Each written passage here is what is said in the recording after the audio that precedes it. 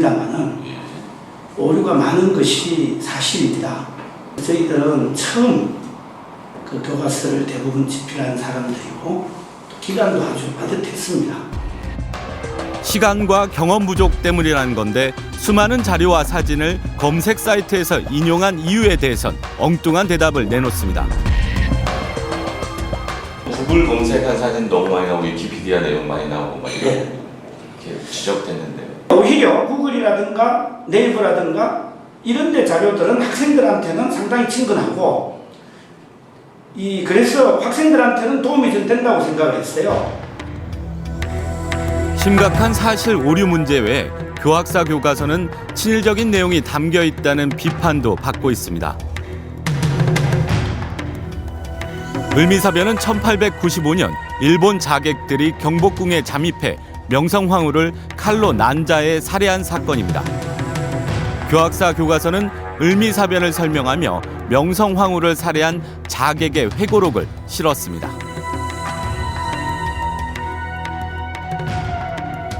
한국의 정치가 중 그 지모와 수완에서 민비보다 나은 자가 없었으니 민비는 실로 당대 최고의 준거리였다. 이 점에 착안하여 근본적으로 화근을 제거하고자 도모한 것이다. 그리고 학생들에게 일본인 자객의 입장에서 생각해보라는 질문을 던집니다. 추악한 국제 범죄에 관여한 그 일본인이 남긴 자기 변명의 글을 사료로 쓰고 있다는 점 자체가 일단 문제이고, 일본이 이렇게까지 그 과격한 방법을 쓸 수밖에 없었을까라고 질문을 하는 거죠.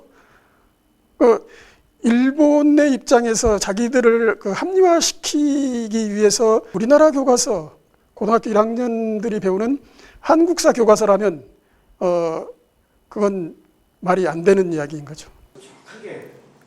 이명희 교수는 상대의 입장에서 당시 상황을 생각하는 것도 역사 이해의 방법이라고 주장합니다.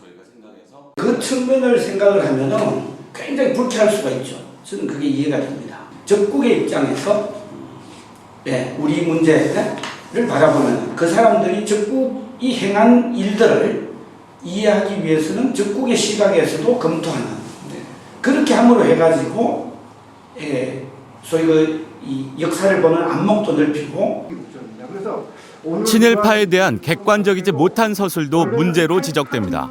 친일파로 거론되는 인물은 본문 서술에서 거론되는 인물은 이광수 한 명입니다. 그래서 어디 가서 제가 그런 얘기했는데 불쌍한 이광수 독박 썼다고. 친일을 한 사람들에 대해서 철저하게 익명성을 보장해주고 있습니다. 최남선은 공과 과가 모두 있는데 공과 과를 논한다면 어느 쪽이 클까? 우리나라의 상훈법에 비추어 포상한다면 어떤 상을 수여하면 적절할까? 친일파한테 분장 주자는 얘기를 합니다. 세상에 어떻게 대한민국 교과서에 이런 내용이 실릴 수가 있습니까? 최남선은 반민규명위원회에서 결정된 중대한 반민규명위원회에서 중대한 친일 반민적 행위를 한 자로 이미 결정이 돼서 대한민국 관보에 실려 있습니다. 이명희 교수는 친일 논란에 대해선 기존 교과서의 한계를 극복하는 서술이라고 강변합니다.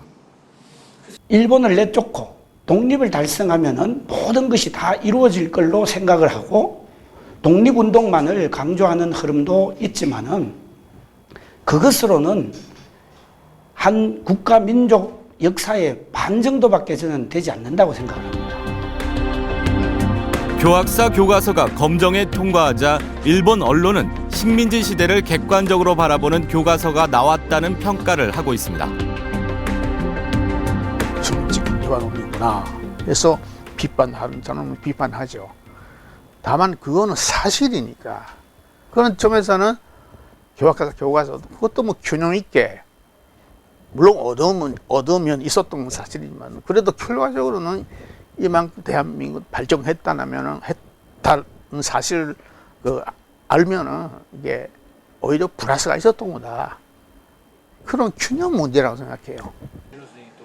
하지만 국내 역사학계는 친일 사관이라며 강하게 비판하고 있습니다. 새로 설명해야 되는 거예요. 이건 탄갈등이 아니에요. 1945년 이전에 세계를 지배했던 여러 제국주의 국가 가운데서 통치의 목표 지점에서 상대편 민족의 민족성을 말살하겠다라는